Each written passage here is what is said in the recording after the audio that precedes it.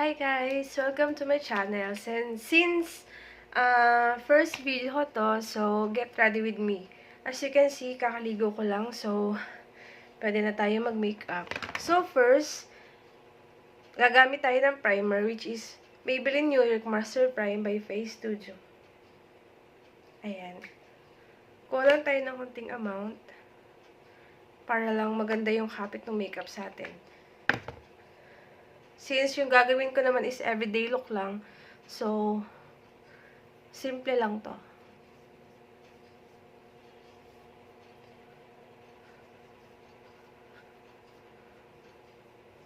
So, after putting primer, proceed na tayo sa foundation.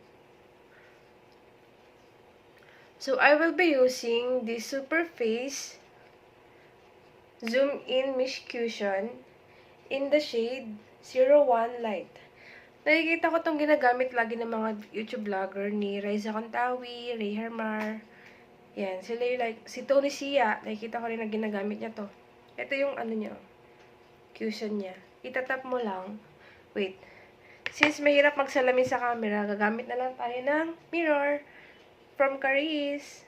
Yan. Tap-tap lang.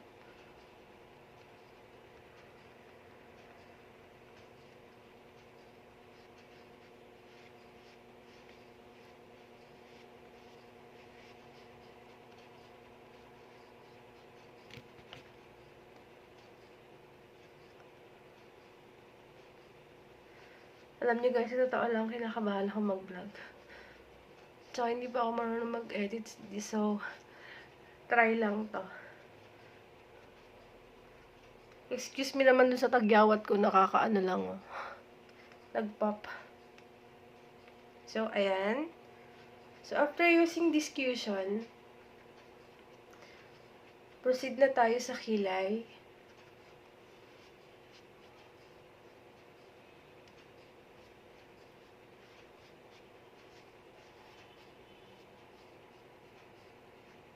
Ayan. May nagbago pa, parang wala. So, proceed na tayo sa kilay. So, mamaya na tayo magpa-powder. So, I will be using this Careline Best Brow Liner in the shade Taupe. Ayan. Ito yung shade niya.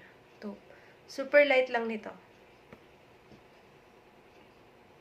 Ito yung struggle ko kasi hindi talaga ako marunong magkilay. Kaya, everyday na umaalis ako, lip tint lang, lip cheek tint, tapos, yun lang, mascara. Kilay, hindi ko talaga carry. So, itatry natin ngayon kung ano yung kalalabasan. So, good luck.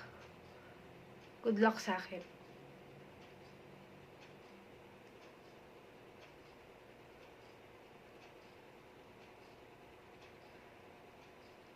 Sabi nung kaibigan kong bakla, sabi niya, kapag daw nagkikilay, kailangan daw sa dulo muna yung pag-feel. Hindi daw dito. Kailangan dito muna para ma-feel mo yung mga, para ma-shape mo yung kilay mo. So, since yung kilay ko ay sobrang nipis, kailangan niyang ma-feel lahat.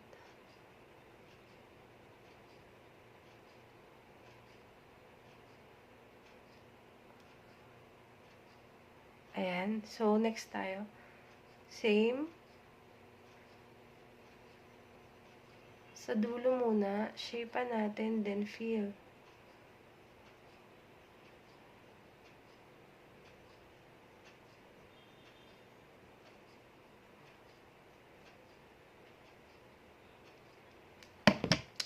Gamit lang tayo ng brush para mapantay natin yung kulay.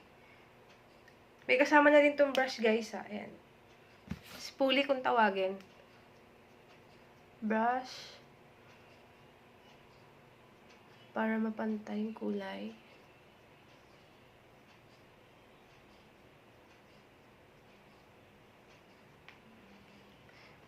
Ayan, okay na. So, after that, since hindi ako masyadong full pack mag-makeup, proceed tayo sa lips, which is, nagamit ako ng lip balm, itong Maybelline New York Baby Lips Color. Ito. In the shade Berry Crush. pang moisture na lips. Ayan. Then, itong KMJS na lip tint in the shade Bittersweet Magenta.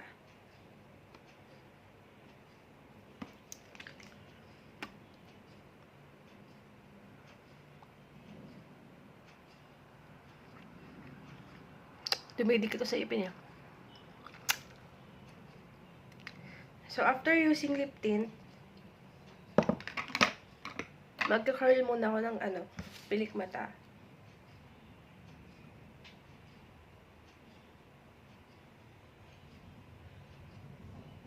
So, hindi ako gagamit ng mascara. I-curl ko lang to. Bibigyan ko lang ng buhay yung mata ko. Since yung makeup natin is simple lang, everyday lang, pang everyday lang.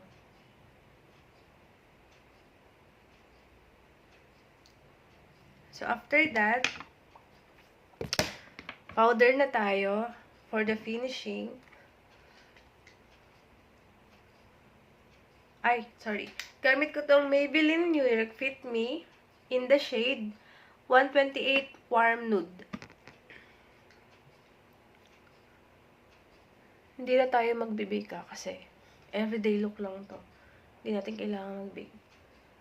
Magpa-powder lang tayo para ma-set yung foundation ng maayos. So, ayan, tapos na tayo. So, that's it for today's. And sana nagustuhan nyo.